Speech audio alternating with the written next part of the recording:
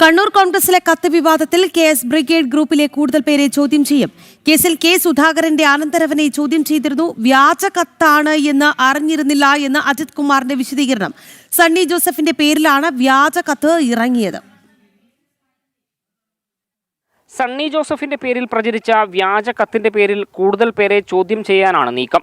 KS. ബ്രിഗേഡിലെ 6 പേർക്ക് ചോദ്യം ചെയ്യലിന് ഹാജരാകാൻ സമൻസ് നൽകി. ഇന്നലെ കെ. സുധാകരന്റെ മരുമകനെ ചോദ്യം ചെയ്തതിന് പിന്നാലെയാണ് കൂടുതൽ പേർക്ക് സമൻസ് നൽകിയത്. കത്ത് ഉണ്ടാക്കിയവരെയല്ല, ഷെയർ ചെയ്തവരെ പോലീസ് പീഡിപ്പിക്കുന്നുവെന്ന് സമൻസ് ലഭിച്ചവർ പറയുന്നു. അതിനിടെ കത്ത് വിവാദത്തിൽ വിശദീകരണവുമായി കെ. സുധാകരന്റെ മരുമകൻ അജിത് കുമാർ രംഗത്തെത്തി.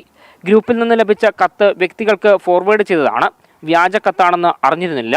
കെ. സുധാകരനെ മോശക്കാരനാക്കാനാണ് തനിക്കെതിരെ വാർത്ത വരുന്നതെന്നും കെ.എസ്. ബ്രിഗേഡ് എന്ന ഗ്രൂപ്പിൽ അജിത് കുമാർ വിശദീകരിച്ചു. KPCC പ്രസിഡന്റ് സണ്ണി ജോസഫിന്റെ പേരിലാണ് വ്യാജ കത്തിറങ്ങിയത്. കണ്ണൂരിൽ കെ. സുധാകരനെ മത്സരിപ്പിച്ചാൽ വിജയസാധ്യത കുറവാണ്. അതിനാൽ TO മോഹനനെ നിർദ്ദേശിക്കുന്നു എന്നായിരുന്നു കത്തിന്റെ ഉള്ളടക്കം. ജനം, കണ്ണൂർ.